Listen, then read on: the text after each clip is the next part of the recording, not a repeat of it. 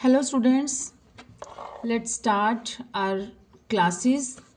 So today's topic is National Education Policy NEP 2020, National Education Policy 2020. So without wasting time, let's start. NEP के बारे में कौन नहीं जानता, सब जानते हैं क्योंकि 2020 में ही नई शिक्षा नीति, राष्ट्रीय शिक्षा नीति जो है वो बनाई गई थी. So let's start. Education policy refers to the collection of laws and rules that governs the operation of education system.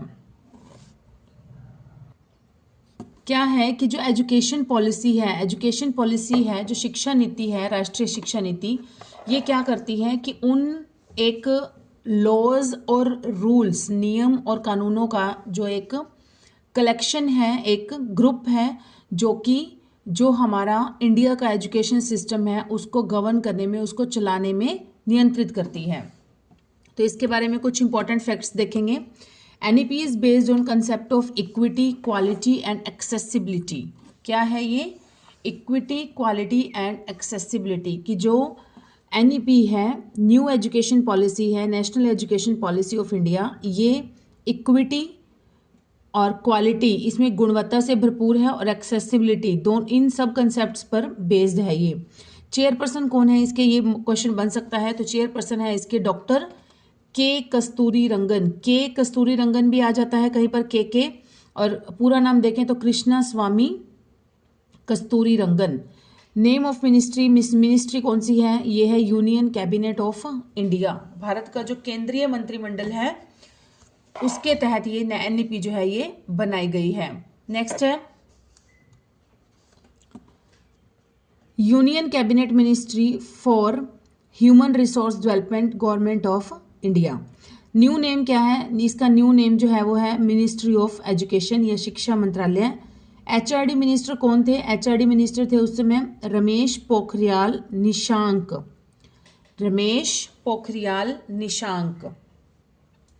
Next है लॉन्च्ड किसने किया था? इसको लॉन्च किया गया था सेंट्रल गवर्नमेंट ऑफ इंडिया के द्वारा. बेनिफिशियरी किसके लिए बेनिफिशियरी है? ये है स्टूडेंट्स ऑफ इंडिया. इंडिया के स्टूडेंट्स के लिए ये बेनिफिशियरी है और लाभदायक रहेगी. लॉन्च डेट, इसे कब लॉन्च किया गया था? देखिए मोस्ट इंपॉर्टेंट बन सकता है यहाँ से कि इसको लॉन्च कब किया गया था. इसे लॉन्च किया गया था 29 जुलाई 2020 में, 29 जुलाई 2020 में इसे किया गया था. स्कीम के ऑब्जेक्टिव्स क्या हैं? मतलब कोई भी अगर हम न्यू कोई स्कीम बनाते हैं, न्यू कोई प्रोजेक्ट बनाते हैं, तो सबसे पहले हमारा क्या होता है, उसके जो ऑब्जेक्ट्स सामने रखे जाते हैं. तो इसका ऑब्जेक्ट क्या है? इसका ऑब्जेक्ट है, उद्देश्य है एजुकेशन सिस्टम रिफॉर्म्स मतलब एजुकेशन सिस्टम में सुधार लाना. सिस्टम में सुधार तभी लाया जाएगा जब कुछ शिक्षा नीति के अंदर नए रूल्स जो हैं वो ऐड किए जाएंगे. तो ये इसी को ध्यान में रखते हुए ही नई शिक्षा नीति बनाई गई थी. स्कीम अंडर किसके तहत ये योजना है? ये योजना है स्टेट गवर्नमेंट के तहत है. और इम्प्लीमेंट कहाँ पर की जाएगी? इम्प्लीमेंट की जाएगी ऑल ओवर इंडिया में. पोस्ट कैटेगरी क्या है कि ये एक स्कीम है या फिर इसे एक योजना भी कह सकते हैं. तो किन किन चीज़ों पर ध्यान दिया गया है? मेनली सबसे पहले देखिए एजुकेशन की है तो एजुकेशन पर तो होगा ही. नेक्स्ट है लैंग्वेज पर ध्यान दिया गया है, टेक्नोलॉजी पर ध्यान दिया गया है, टीचर एजुकेशन पर भी ध्यान दिया गया क्योंकि शिक्षक को भी टाइम टू टाइम अपडेट करना बहुत ज़रूरी है, क्योंकि इतनी टर्म्स, इतनी चीज़ें ऐड हो जाती हैं, तो इसलिए उसको भी टाइम टू टाइम ट्रेनिंग देना टीचर को भी एक अच्छा टीचर बनने के लिए बहुत ज़रूरी है. टेट एजुकेशन, टेट की जो शिक्षा है इसके लिए भी ध्यान केंद्रित करती है ये न्यू एजुकेशन पॉलिसी 2020. NEP की जो मेन हाइलाइट्स हैं, जो मुख्य आकर्षण है वो क्या है, वो हम देखते हैं. Ensuring universal access at all levels of school education, कि स्कूल के जो भी लेवल्स होते हैं, प्राइमरी लेवल है, सेकेंडरी लेवल है, इन सभी लेवल्स पर जो एंश्योर करना कि यूनिवर्सल एक्सेस हो, कि सभी स्तरों पर ही एक प्रकार से बढ़िया से सार्वभौमिक रूप से जो है शिक्षा पहुंच पाए. नेक्स्ट है early childhood care education, ECCE, इसी की फुल फॉर्म आ सकती है ECCE, early childhood care education, with new curricular and pedagogical structures की जो अर्ली चाइल्डहुड केयर एजुकेशन है, प्रारंभिक बचपन की जो देखभाल है, उसके लिए क्या है, न्यू करिकुलम किया गया है तैयार, और पेडागोजिकल स्ट्रक्चर्स के साथ ही शिक्षा दी जानी चाहिए। नेक्स्ट है to attain foundational literacy and numeracy की फाउंडेशनल मतलब जो बेसिक, बिल्कुल बेसिक जो होती है, जिसमें कि भाषा का ज्ञान होना और हिसाब किताब करना अच्छी तरह से आना चाहिए, मतलब जो बिहेवियरल लाइफ के लिए, जो प्रैक्टिकल लाइफ के लिए बेसिक एजुकेशन की जो नीड रहती है उसको कहते हैं। तो यहाँ पर कि मूलभूत जो लिटरेसी है, पढ़ा लिखा होना, जैसे कहीं बाहर जाते हैं, कहीं रेलवे स्टेशन चले गए, कहीं बस स्टॉप चले गए, तो एटलीस्ट उसको इतनी नॉलेज होनी चाहिए कि वो पढ़ सके हर चीज़, बच्चा कि क्या लिखा हुआ है, अपनी भाषा का ज्ञान होना चाहिए। और न्यूमेरेसी होनी चाहिए, संख्यात्मकता में भी प्राप्त करना आना चाहिए। मैंने आपको बताया भी कि उसको हिसाब किताब करना भी अच्छे से आना चाहिए। ये होती हैं मूलभूत फाउंडेशनल जो बेसिक नीड्स होती हैं, जो इसको प्राप्त करना है। Reform in school curricular and pedagogy, क्या करना कि स्कूल का जो करिकुलर है, करिकुलम आएगा, स्कूल का जो करिकुलम है, पाठ्यक्रम है, और जो शिक्षा का स्तर है उसमें जो उसमें सुधार करना। रिफॉर्म इन स्कूल गवर्नेंस, कि स्कूल की जो गवर्नेंस है, स्कूल को जो गवर्न करती है, स्कूल का जो प्रशासन है उसमें सुधार करना। To do standard setting and accreditation for school education, कि स्कूली शिक्षा के लिए क्या है कि स्टैंडर्ड सेटिंग करना, मानक निर्धारण करना, और कुछ ऐसे मानक सेट करना, और एक्रेडिटेशन प्रत्यायन करना। ठीक है, मतलब स्कूल एजुकेशन को जो है वो रियल लाइफ के लिए, बिहेवियरल लाइफ के लिए, प्रैक्टिकल लाइफ के लिए बच्चों को इस हिसाब से तैयार किया जाना। नेक्स्ट है इंक्रीज ग्रोस एनरोलमेंट रेट्स, यही इंपॉर्टेंट है, GER। What is GER? Gross enrolment rates. क्या है कि जो बच्चे हैं, जो बहुत अधिक ऐसे बच्चे हैं जो कि रूरल एरियाज से कह सकते हैं, या फिर बहुत ही टिपिकल एरियाज से जो बिलोंग करते हैं, तो वो क्या है कि अपने ड्रॉप आउट बच्चे हो जाते हैं, वो ड्रॉप आउट कर देते हैं स्कूल को, कुछ टाइम के लिए गए फिर ड्रॉप आउट्स कर देते हैं। तो वो जो रेट है वो बहुत अधिक बढ़ता जा रहा था। इसी वजह से इस GER को, मतलब जो बच्चे हैं उनको फिर से एनरोल कराना, फिर से स्कूलों के अंदर उसको एडमिशन दिलाना, और फिर से उनकी पढ़ाई जो है वो कंटिन्यू करना। इस जो एनरोलमेंट है, इसको स्तर को, बहुत अधिक लेवल को, एनरोलमेंट के रेट को बढ़ाना है। ये इसका मेन पर्पज़ है। Robust teacher and requirement and career path, की रीबस्ट टीचर मतलब जो टीचर है वो मजबूत होना चाहिए, शिक्षक भर्ती होनी चाहिए, और कैरियर पाथ भी होना चाहिए, उसका कैरियर का भी ध्यान रखा जाना चाहिए। Equitable and inclusive education, equitable मतलब समान रूप से शिक्षा दी जानी चाहिए, और इंक्लूसिव एजुकेशन होनी चाहिए, समावेशी शिक्षा होनी चाहिए, कि शिक्षा डेवलपमेंट के सभी एस्पेक्ट्स को ध्यान में रखते हुए बच्चे की शिक्षा पर का रिफॉर्म किया जाना चाहिए। असेसमेंट रिफॉर्म, जो असेसमेंट की जाती है, जो भी शिक्षा देने के बाद असेसमेंट का प्रोसेस होता है, उसमें भी काफ़ी हद तक रिफॉर्म किया जा रहा है। What is NEP? NEP है क्या? NEP refers to new education policy adopted by Indian government, कि इंडियन गवर्नमेंट ने ही क्या किया है, अडॉप्ट किया है न्यू एजुकेशन पॉलिसी को। तो अच्छा, इसका रिकैप देख लेते हैं पहले, जो एजुकेशन पॉलिसीज पहले, इससे पहले जो इंडिया में रही हैं उनको रिकैप करके देखते हैं हम लोग। 48-49 में क्या हुआ था? Establishing the university education commission, और यूनिवर्सिटी एजुकेशन कमीशन को एस्टेब्लिश किया गया था। फिर है establishing the secondary education commission. Secondary education commission कब किया गया था? ये किया गया था 52-53 में। नेक्स्ट इज 64 to 66 में क्या हुआ था? DS कोठारी एजुकेशन कमीशन आया था। Implementing national policy on education, national policy on education का इम्प्लीमेंट कब किया गया था? ये किया गया था 1968 में। सबसे पहली जो एजुकेशन पॉलिसी आई थी वो आई थी 1968 में आई थी।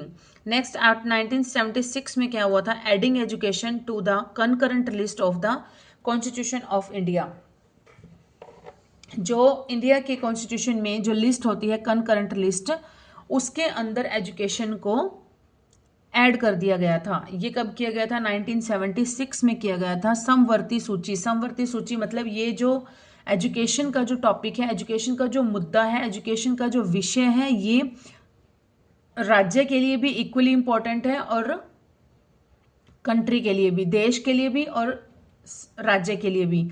तो ये दोनों के लिए इक्वली इम्पोर्टेंट एक टॉपिक है एजुकेशन का। इसीलिए ही इसको क्या कर दिया गया था कनकरेंट लिस्ट में। मतलब इस पे, इसके ऊपर अगर कोई भी नया रूल बनाना है, कुछ भी न्यू अमेंडमेंट्स करने हैं कॉन्स्टिट्यूशन के अंदर शिक्षा के संदर्भ में, तो क्या होगा कि राज्य सरकार और केंद्र सरकार दोनों मिलकर ही इस पर चर्चा करेंगी, दोनों मिलकर ही इस पर रूल बनाएंगी। ठीक है, इसका मतलब होता है कनकरेंट लिस्ट का कि दोनों का ही विषय है ये, राज्य सरकार का और संघ सूची और राज्य सूची दोनों का ही, इसलिए एक कॉमन हो जाती है जो कनकरेंट लिस्ट कहते हैं जिसे। नेक्स्ट है introduction of national policy on education, कि नेशनल पॉलिसी ऑन एजुकेशन ये कब बनाई गई थी? ये बनाई गई थी 86 में, 1986 में बनाई गई थी। नेक्स्ट इज 1992 में क्या हुआ था? मॉडिफिकेशन ऑफ एनपीई 86, जो 86 में नेशनल पॉलिसी ऑन एजुकेशन बनाई गई थी उसको कुछ मॉडिफाई किया गया था, कुछ ना कुछ उसके अंदर चेंजेस किए गए थे 92 में। नेक्स्ट इज के कस्तूरी रंगन कमेटी रिपोर्ट। के अभी हमने पढ़ा डॉक्टर कृष्णा स्वामी कस्तूरी रंगन कमेटी जो बनाई गई थी न्यू एजुकेशन पॉलिसी का बनाने के लिए। इसने रिपोर्ट कब दी थी? इसने दी थी 2019 में। नेक्स्ट है 2019-20 में क्या हुआ? Dialogical and recommendations of the new education policy, की जो न्यू एजुकेशन पॉलिसी थी इस पे सुझाव दिए गए थे कब? काफ़ी हद तक इसको इम्प्रूव करने के 2019-20 में। Formal introduction of new education policy, formal introduction कब दी गई थी? ये हमारे सामने जब आई थी रेडी होकर तब थी 29 जुलाई 2020। कोविड का टाइम चल रहा था ये उस समय, मार्च 2020 में तो हुआ था, लॉकडाउन लगा था, तो उसी समय ही आई थी 29 जुलाई 2020 में ये न्यू एजुकेशन पॉलिसी जो है ये आई थी। और ये आई थी 34 ईयर्स के बाद। 34 मतलब पहली जो बनी थी 68, दूसरी बनी थी 86। ये तो इजी हो जाएगा, 68 और 86, 68 का उल्टा हो गया 86। उसके बाद बनी है 2020 में, तो 86 के बाद 34 ईयर्स के बाद जाके अब न्यू एजुकेशन पॉलिसी बनाई गई है। तो इसका देखते हैं इसकी नीतियां क्या क्या हैं। फर्स्ट एनईपी, पहली एनईपी बनाई गई थी, कब बनाई गई थी? 1968 में, अभी मैंने आपको बताया। और उस समय किसके अंतर्गत बनाई गई थी? इंदिरा गांधी जी के अंतर्गत, इंदिरा गांधी जी थे उस समय। और सेकंड एनईपी, दूसरी एनईपी कब बनाई गई थी? 86 में बनाई गई थी, उस समय कौन था? राजीव गांधी जी। और सेकंड जब रिवाइज्ड की गई थी 92 में, 86 में बनाई गई थी, 92 में इसमें संशोधन किया गया था, किसके अंतर्गत था? पीवी नरसिम्हा राव। उस समय ये हमारे प्रधानमंत्री थे, ये जो बताए जा रहे हैं पीवी नरसिम्हा राव जी। और थर्ड एनईपी जो बनाई गई है वो किसके, कब बनाई गई है? 2020 में। और किसके अंतर्गत? नरेंद्र मोदी जी के अंतर्गत। और जो थर्ड एनईपी है ये आई है 34 ईयर्स के बाद आई है, पूरे 86 के बाद 34 ईयर्स हो गए हैं, इसके बाद जाके ये अब आई है न्यू एनईपी। तो इसकी ये संरचना का दिया गया है, संरचना का ये डायग्राम दिया गया है, देख सकते हैं आप। Previous academic structure, previous academic structure कैसा होता था हमारा? ऐसा होता था कि एज 6 to 18 और फिर है एज 6 to 16, इस तरह से था ये। और अब जो है वो है हमारा 5-3-3-4, 5 में 3+2 हो गया, 3 इयर्स जो है वो आंगनवाड़ी या प्री स्कूल या बाल वाटिका वगैरह, जिसमें कि एज है 3 to 6 हो सकती है। और 2 इयर्स जो है हमारे क्लास 1 and 2, ठीक है, एज कितनी होएगी? 6 से 8 साल की होएगी। और नेक्स्ट थर्ड 3 इयर्स में क्या हो जाएगा? Class 3rd to 5th, 3, 4, 5, 3rd, 4th, 5th classes. और एज हो जाएगी बच्चे की 8 से 11 साल की। नेक्स्ट 3 में है 6 to 8, पहले है 3rd, 4th, 5th, फिर है 6th, 7th, 8th, तो ये है 11 से 14 साल की एज होएगी। उसके बाद है 4 इयर्स में क्या हो जाएगा? 9th to 12, 9th, 10th, 11th, 12th, 4 years हो गए। और बच्चे की एज होनी चाहिए 14 to 18 इयर्स की। और फर्स्ट जो लेवल हो जाएगा 5 इयर्स का वो हमारा हो जाएगा फाउंडेशनल लेवल। नेक्स्ट हो जाएगा प्रीपेट्री लेवल। ये भी पूछ लिया जाता है कि 3rd to 5th का जो है उस किस लेवल से जाना जाता है, तो ये है प्रीपेट्री लेवल। और मिडल, उसके बाद है 6 to 8, ये वाला कौन सा लेवल रहता है? ये मिडल रहता है। और 9 to 12 ये रहता है सेकेंडरी लेवल। मिडल सेकेंडरी तो पहले से ही सेम पता ही है हमें, लेकिन फाउंडेशनल का ध्यान रखना है आपको। 5 ईयर्स का जो है वो फाउंडेशनल ईयर है, इसमें की एज बच्चे की रहती है 3 to 8 ईयर्स की, ठीक है। और प्रिपेटरी में क्या है, 3rd to 5th, 3rd 4th 5th की जो क्लासेस हैं उसकी, और एज है 8 to 11, ये हो जाएगी preparatory. Next is foundation stage, ये अभी मैंने आपको बता ही दिया है। फाउंडेशन स्टेज एक बार फिर से देख सकते हैं कि फर्स्ट 3 ईयर जो है वो pre school education in anganwadi या फिर बाल वाटिका, पहले 3 साल उस बच्चे के होने चाहिए, पूर्व प्री स्कूल एजुकेशन होनी चाहिए और आंगनवाड़ी या बाल वाटिकाज में। नेक्स्ट है कोई एग्जाम नहीं होना चाहिए इसमें, और लैंग्वेज जो है वो कौन सी होनी चाहिए, लैंग्वेज होनी चाहिए मदर टंग होनी चाहिए, जो बच्चे की मातृभाषा हो, जिसमें वो बच्चा कम्युनिकेट कर पाए और अच्छे से अंडरस्टैंडिंग हो उसकी। और एज कितनी रहेगी, एज रहेगी 3 से 6 साल। नेक्स्ट है 4th and 5th ईयर, चौथा और 5वां साल क्या हो जाएगा, स्कूल में जाएगा बच्चा, और एज कितनी हो जाएगी, 6 से 8 साल की हो जाएगी, और 6 से 8 वर्ष की उसकी एज रहेगी। नेक्स्ट कौन सी स्टेज होगी, नेक्स्ट होगी पहली जो स्टेज थी वो थी फाउंडेशन स्टेज, उसके बाद है हमारी प्रिपेटरी स्टेज। प्रिपेटरी में एज रहेगी बच्चे की 8 से 11 वर्ष की, और ग्रेड कौन सी होगी, क्लासेस कौन कौन सी होंगी, 3rd to 5th होगी। चाइल्ड फर्स्ट टाइम जो है, इस टाइम चाइल्ड जो है वो एग्जाम फेस करेगा, परीक्षा का सामना करेगा 3rd क्लास में। और चिल्ड्रन विल बी टॉट, कौन कौन से सब्जेक्ट इनको पढ़ाए जाएंगे, science, mathematics, arts etcetera, through experiments के माध्यम से इन्हें ज़्यादा से ज़्यादा ये सब्जेक्ट्स जो है इनकी नॉलेज दी जाएगी। और लैंग्वेज कौन सी रहेगी, लैंग्वेज यहाँ पर भी नेटिव लैंग्वेज ही रहेगी, जो मातृभाषा रहेगी बच्चे की। नेक्स्ट इज मिडिल स्टेज हो जाएगी 11 से 14 वर्ष की, जब मिडिल क्लासेज होती हैं, हम जानते हैं 6th to 8th। Vocational education will start from 6th class, ये क्वेश्चन बहुत बार बना है कि वोकेशनल एजुकेशन कब से स्टार्ट की जाएगी, ये की जाएगी from 6th class.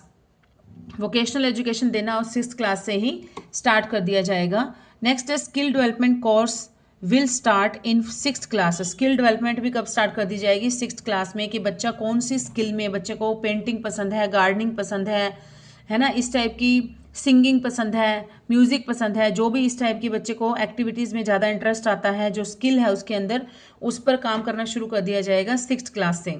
Indian education will be compulsory, और जो इंडियन एजुकेशन है वो क्या होगी, बच्चे के लिए कंपलसरी होगी। ये तो एक्स्ट्रा करिकुलर हो गई, लेकिन एजुकेशन कंपलसरी होगी।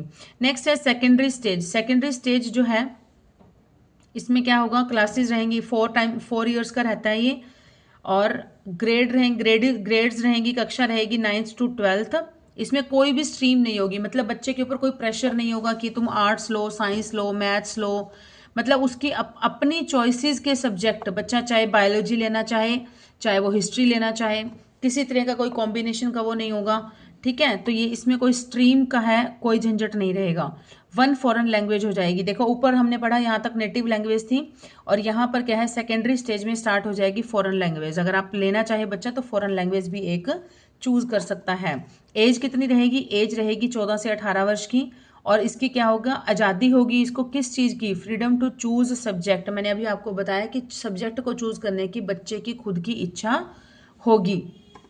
नेक्स्ट है, ये तो हो गए हमारे 5, 3, 3, 4, और उसके बाद है 12th हो गई यहाँ तक बच्चे की, 9th to 12th। तो 12th के बाद क्या हो जाएगा, 12th के बाद का जो प्रोग्राम है वो है हमारा 4 ईयर्स का।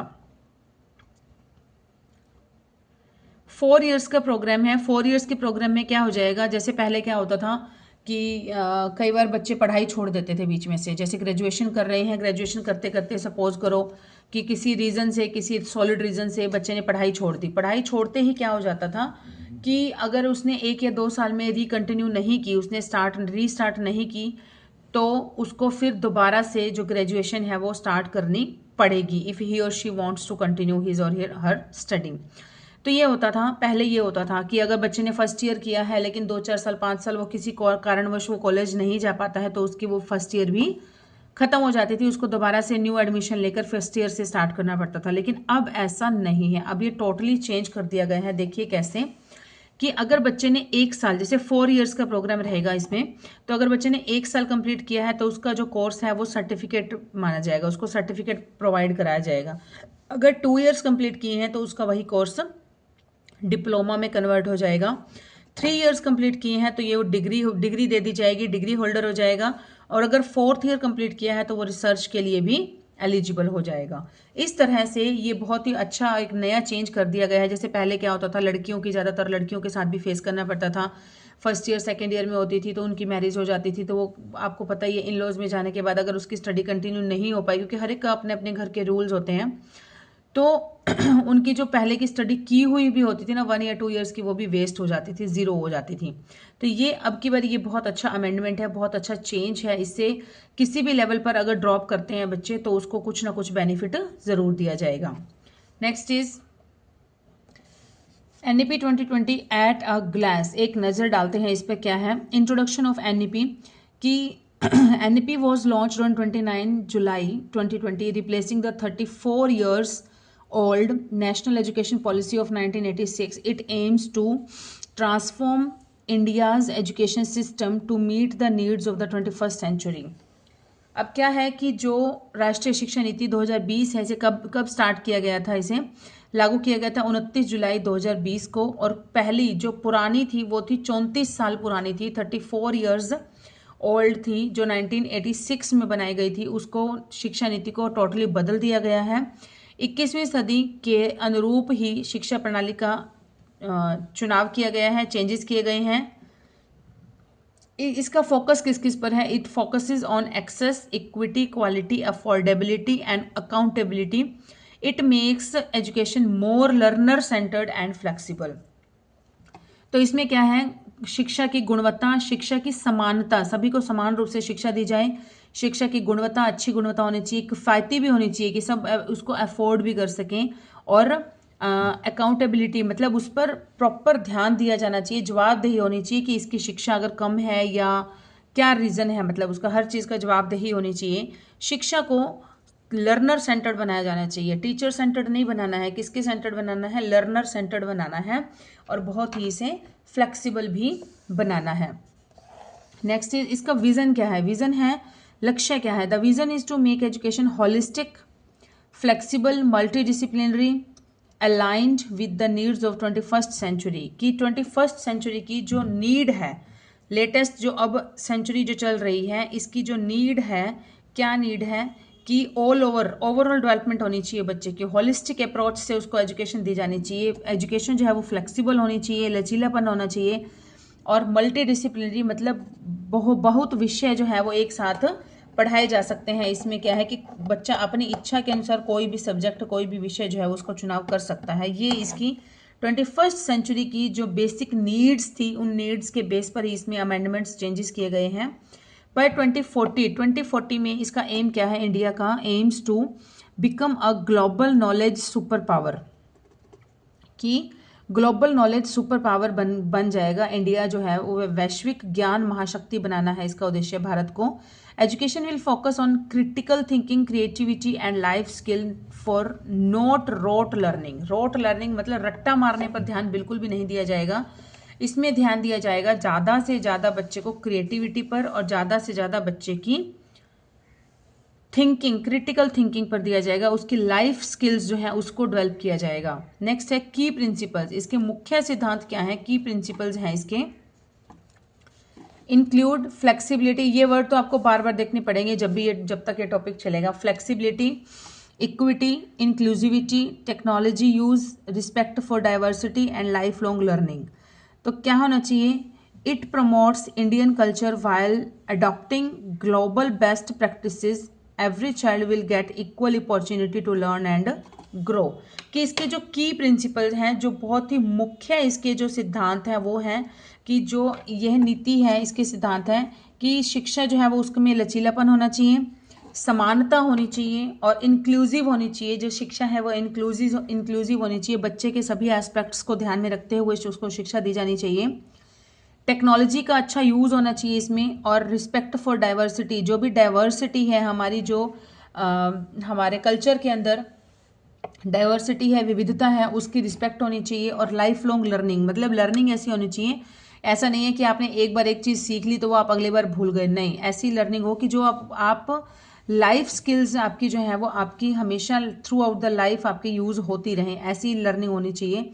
इट प्रमोट्स, ये क्या है, इंडियन कल्चर को प्रमोट करती हैं और ग्लोबल बेस्ट प्रैक्टिसेस की, विश्व की जो बेस्ट प्रैक्टिसेस हैं, जो सर्वोत्तम जो प्रथाएं हैं उनको अपनाती है और एवरी चाइल्ड मतलब प्रत्येक बच्चे को इक्वली अपॉर्चुनिटी से ही लर्न करने का और ग्रो करने का चांस मिलेगा इससे।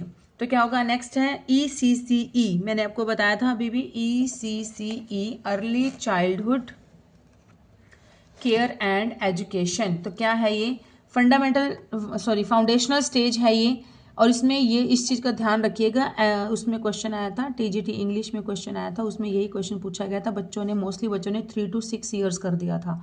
तो ये चीज़ ध्यान रखना है बिल्कुल। फाउंडेशनल जो स्टेज है वो फर्स्ट स्टेज है, 5 + 3 है ना, 5 की है ये। तो इसमें एज क्या रहनी चाहिए, 3 to 8 years, 3 to 8 years. Will cover preschool to class second, preschooling से लेकर सेकेंड क्लास तक ये कवर कर लेगा फाउंडेशनल स्टेज जो है। और इसमें कोई एग्जाम नहीं होगा बच्चों का, यहाँ पर कोई एग्जाम्स इंट्रोड्यूस नहीं कराए जाएंगे। Focus will be on play based होना चाहिए, एक्टिविटी बेस्ड होना चाहिए और डिस्कवरी बेस्ड लर्निंग होनी चाहिए। बच्चों को खुद से ही एक्सप्लोर करने का ज़्यादा से ज़्यादा मौका दिया जाना चाहिए। द पॉलिसी रिकमेंड किसको करेगी, NCF for ECCE and training for anganwadi teachers. NCF को जो पॉलिसी है वो रिकमेंड करेगी। NCF क्या है, नेशनल करिकुलम फ्रेमवर्क इसको। और ECCE के लिए ECCE है early childhood care and education.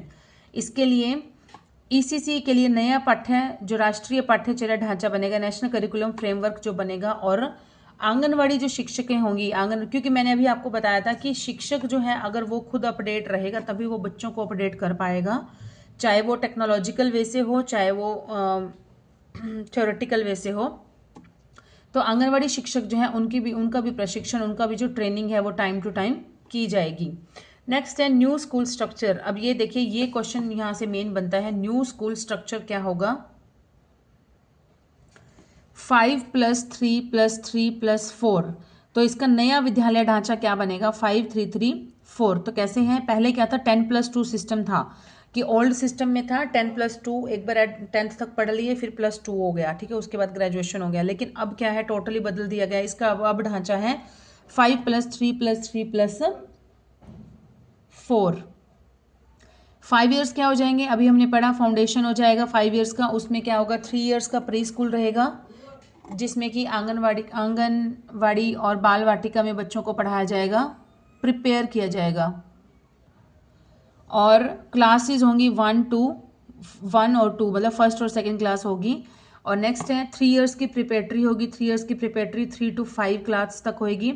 Next 3 years जो होंगे वो मिडिल क्लासेज होंगी, 6th to 8th होएगा।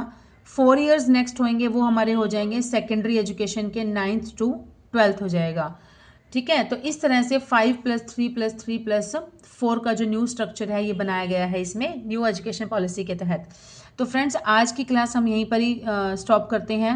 इसी बहुत बड़ा टॉपिक है ये, बहुत अच्छे से डीपली मैं आपको अच्छे से करा दूंगी और इसी के ही MCQ भी हम करेंगे। मोस्ट प्रोबेबली 3 to 4 वीडियोज़ में ये एक टॉपिक हमारा जो है वो बढ़िया से कंप्लीट हो जाएगा। Okay friends, thank you. And please ज़्यादा से ज़्यादा वीडियो को जैसे पहले आप सपोर्ट करते रहे हैं वैसे ही ज़्यादा से ज़्यादा प्लीज़ सपोर्ट करिए। Okay, bye.